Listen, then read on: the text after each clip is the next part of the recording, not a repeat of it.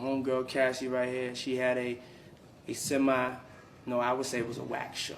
She had a pretty whack show on BET. You know, did not perform at the level of the bad boy excellence, I would say. That's keeping it all the way funky, you know?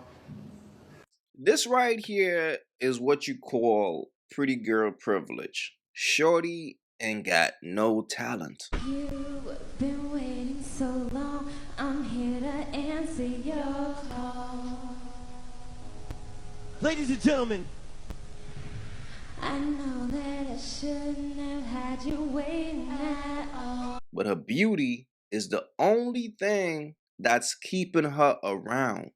Now, there are a bunch of women out there who like, yo, Cassie's a victim, right? But dig this. If y'all were in Cassie's position, y'all would have been got dropped. Y'all would have been got dismissed. Understand that. If y'all was in the same position as her, he wouldn't have kept y'all around. The only thing that kept this chick around was the fact that, well, at least she's pretty. What makes you really happy?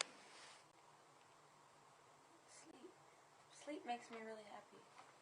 Do I have any phobias? I'm a germaphobe. Don't shake my hand if you didn't wash yours.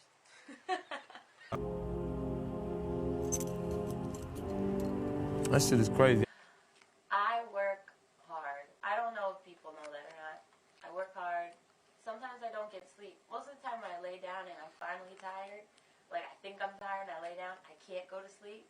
But the opportune times when I need to be awake, I tend to fall asleep. So the other day, I was recording a really important song, and mid-sentence I fell asleep in the booth, and they kicked me out. Bye-bye, British people. It's me, Mom. I'll be back.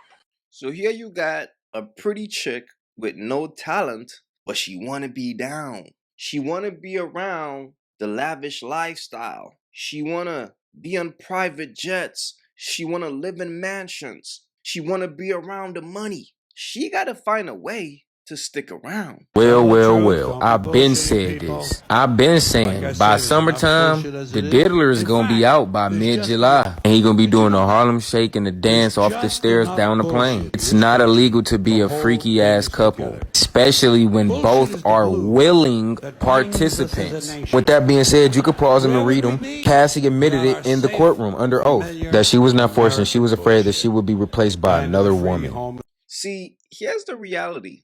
Diddy can find 1,000 Cassie's out there. There are thousands of Cassie's trying to get around Diddy to be around that lifestyle. But in all reality, Cassie can't find 1,000 Diddy's. So she's willing to do whatever she can do to stick around. And she knows she gotta do it well. So if you're gonna be a hoe, you gotta be a good hoe. You gotta be willing to go all out. And that's what she signed up for. She knew exactly what she was getting into. She knows she ain't got no talent. Diddy invested mad money in this chick already.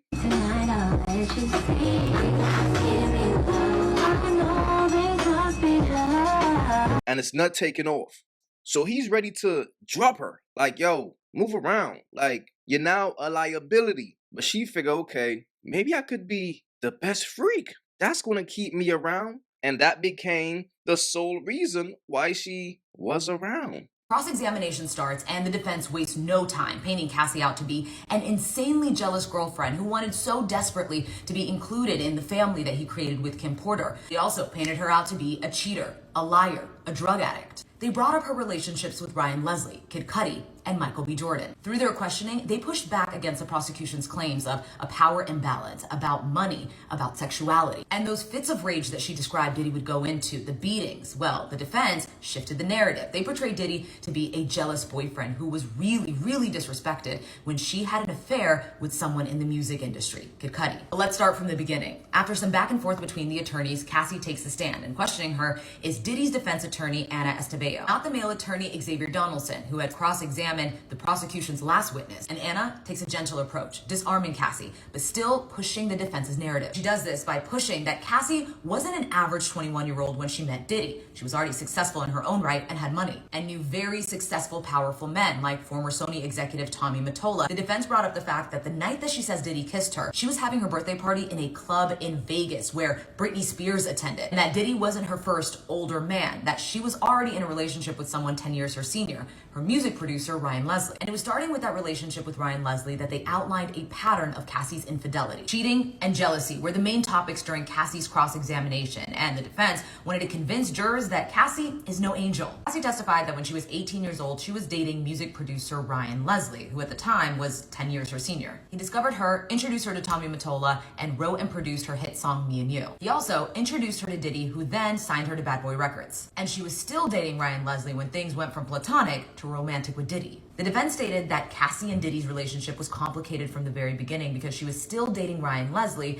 and then they asked her if it was also complicated because he was still dating Kim Porter, but she said she didn't know if the two still had a relationship at the time. And the defense used this to show that yes, Diddy was far from faithful, and that made her insanely jealous. Now, that word is important because she actually used it during direct questioning, that she was insanely jealous, and Diddy's defense attorney kept repeating that to describe her. But they also wanted to show that she too would step out on Diddy, and that she would lie to him about it. They emphasize that word, lie. Fast forward, and the defense establishes a similar pattern with Kid Cudi because they say it was Diddy who introduced Cassie to Kid Cudi so that they could create music together. And before he knew it, they were having an affair. Their word, not mine. They also asked her about a burner phone that she said she got during her month-long relationship with Kid Cudi. Diddy's defense attorney, Anna Estevao, said to Cassie, by getting a burner phone, you were lying. They also kept trying to clarify, so the relationship was less than a month, and you only bought the burner phone for that relationship. Now, this is around the time that the questioning started getting heavy, so Cassie whips her head around and asks the judge for a break. The judge grants her a break. She stands up and exhales hard. When Cassie returns to the stand, she's wondering, where were we? And the defense attorney quickly reminds her, we were talking about your affair. And then she goes on to say, you were keeping secrets.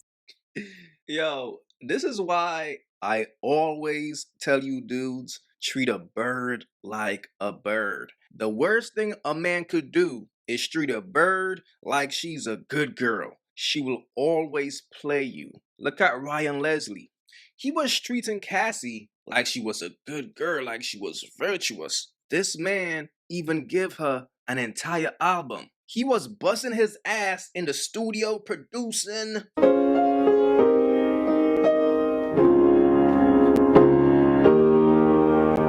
All Cassie had to do was sing. That was it. Cassie's self-titled debut album, released in 2006, was a project that brought a fresh, minimalist sound to the R&B and pop scene. With its hypnotic production from Ryan Leslie and her signature laid-back vocal style, this album launched Cassie into the spotlight. And look at the way she thanked him. As soon as he introduced her to a man who is of higher status, she dismissed that man. She dismissed the man who got her there. And that's why I tell you all dudes all the time, bro, you gotta pay attention to patterns. Life is all about patterns. This is why I tell you all dudes, look, if a chick is a bird at 5, she's gonna be a bird at 50. That pattern of a woman being a bird, it never leaves her. That's why Diddy was the only one who was treating her like she needed to be treated. And out of all the dudes that she met in her lifetime, I'm pretty sure she loved Diddy the most. That's the reality, fellas. She probably don't even think about Ryan Leslie, the man who got her here. Look, she was with Ryan. She left Ryan for Diddy. Now, if you're a wise man, if you meet a girl who cheated on her previous boyfriend with you, you will be a fool to wife her. You don't wife a chick like that up, bro. You only have a fun time with her. You don't take her serious, right? Because she did the same thing to Diddy. So she cheated on Ryan, and she cheated on Diddy with Kid Cudi. That woman is who she is, bro. The point of the matter is, if when you met her, she was a cheater, she will always be a cheater because that's all she knows. I think this is the most shocking thing that I heard so far. And, you know, in 2018, when she said that she tried to break up with Diddy, or, you know, they did break up. They called it quits, and they was calling it quits for good. Well, when they was calling it quits for good, Cassie said she met with Diddy, had a dinner with Diddy, but at that time she was already dating her now current husband, Alex Fine. So she said she met with Diddy. They had a really good dinner to just say, you know what, it's a wrap. We had our time. It's all over now. She said Diddy offered to drive her home. When he drove her home, she said he violated her, fill in the blanks. If you've been following, you know what she said, the R word. I guess I could say that. He did that to her. She said she was crying. She don't even think that he heard her tears because she said his eyes just went black. It's like he turned into a different person. But she did say that she still met with him after that. And after that, they had consensual relations. Now it came out in court today, which I'm extremely shocked because remember in 2018, she was already with her now husband, Alex Fine. She said that, it came out that her and Diddy were in the midst of, being with each other. This was consensual. Her, who wasn't her husband at the time, but they were dating, Alex Fine, called her. She FaceTimed Alex while her and Diddy were doing whatever it is they were doing. I'm telling you, man. Any nigga that ever looked at me wrong owes me money. All right. So what we concluded about Cassie so far is that she has cheated on every man that she been with. Ryan Leslie, Diddy, and now her current husband. Now you will think any strong man will move around. It's like, oh shit, I made a mistake. Poor judge of character. It happens to the best of us. Sometimes we meet a woman and we fall in love with the flesh. Even though if you take a good look at that woman internally, nothing is good about her. But because the flesh, the outside, she's looking beautiful, we ignore who she is because we are feeding off the flesh. And this is why I tell you all dudes, bro, don't feed off the flesh, bro. Don't. The flesh is weak. And if you're a weak person, it will get you, right? So now you got Cassie's husband here. He's Mr. Captain Save-A-Ho. So this is what he had to say about all this. This week has been extremely challenging, but also remarkably empowering and healing for me. I hope that my testimony has given strength and a voice to other survivors and can help others who have suffered to speak up and also heal from abuse and fear. For me, the more I heal, the more I can remember. And the more I can remember, the more I will never forget. I want to thank my family and my advocates for their unwavering support, and I'm grateful for all the kindness and encouragement that I have received. I am glad to put this chapter of my life to rest. As I turn to focus on the conclusion of my pregnancy, I ask for privacy for me and for my growing family. Over the past 5 days, the world has gotten to witness the strength and bravery of my wife, freeing herself of her past. There has been speculation online surrounding how it must feel for me to sit there and listen to my wife's testimony. I have felt so many things sitting there. I have felt tremendous pride and overwhelming love for Cass. I have felt profound anger that she has been subjected to sitting in front of a person who tried to break her. So, to him and all of those who helped him along the way, please know this: you did not. You did not break her spirit nor her smile that lights up every room. You did not break the souls of a mother who gives the best hugs and plays the silliest games with our little girls. You did not break the woman who has made me a better man. I did not save Cassie, as some have said. To say that is an insult to the years of painful work my wife has done to save herself. Cassie saved Cassie. She alone broke free from abuse, coercion, violence, and threats. She did the work of fighting the demons that only a demon himself could have done to her. All I have done is love her as she has loved me. Her life is now surrounded by love, laughter, and our family. This horrific chapter is forever put behind us. Now, money is the root of all evil, right? It's going to attract all different types of people to you. Sharks, leeches, birds, pretty much bad people. Now, understand what's going on here. Diddy is the money. Diddy's the bag. Diddy's the man with the resources. Then you have Cassie, who was willing to do whatever it takes to be around Diddy. Whatever he likes, she was willing to cater to. Whatever he's into, she was willing to be good at that. Just to be around the money, right? Now, Diddy didn't want to marry her. So when he refused to marry her, just like any other woman, she decided to move on, I guess. So then she moved on to this guy because she was battered and she needed to be healed. So this was the man who healed her. Now pay attention to him, because this is what I think about him. Of course, you will think, yo, why would a man stay with a chick like that? Only if he probably had a vendetta for Diddy. Only if he maybe envied Diddy a bit. Maybe he envied his power, his stature, that he wanted to be around anything of Diddy. Cassie's friend reportedly asked her husband, Alex Fine, how he copes with knowing what Diddy did to his wife. And Alex allegedly admitted that it actually gets him going to know that he has access to something that someone so powerful had access to as well. So I believe that after Cassie was mentally healed, right? I believe he was the mastermind behind all this shit. The type of woman that Cassie is, she's money hungry. You gotta have money to keep a bird around. You gotta have crumbs to keep a bird around. Now, this guy is just a personal trainer.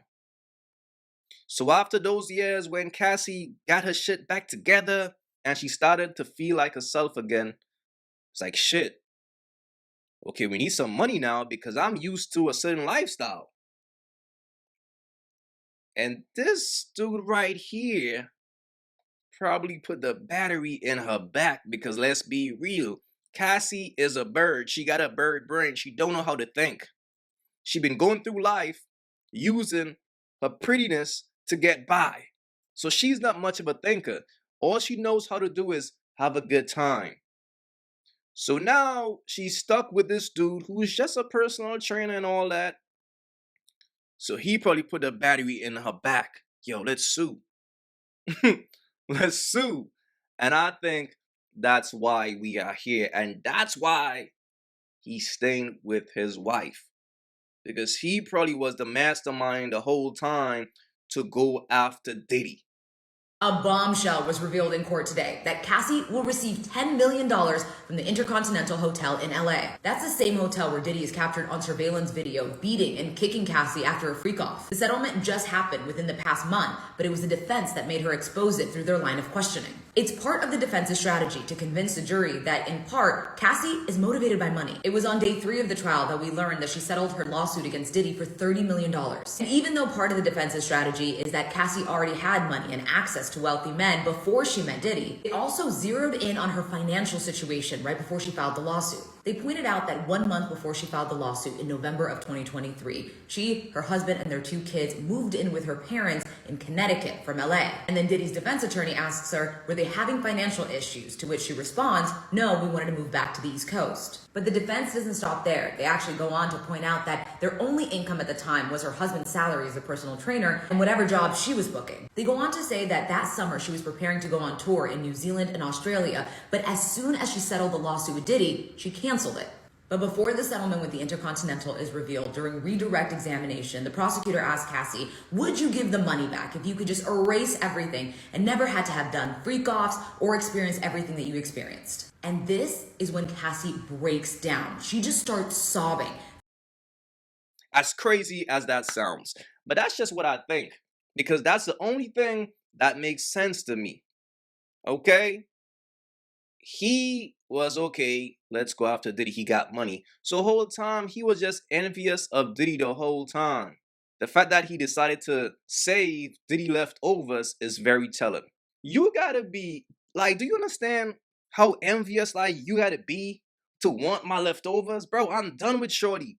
I did everything with her. Here you come along trying to save her. That's very telling, bro. That's very telling. If you haven't yet, go get you some of that merch. Y'all already know, don't feed the birds. That's what it is. We don't feed the birds over here. So if you rock with your boy, go get you some of that good merch.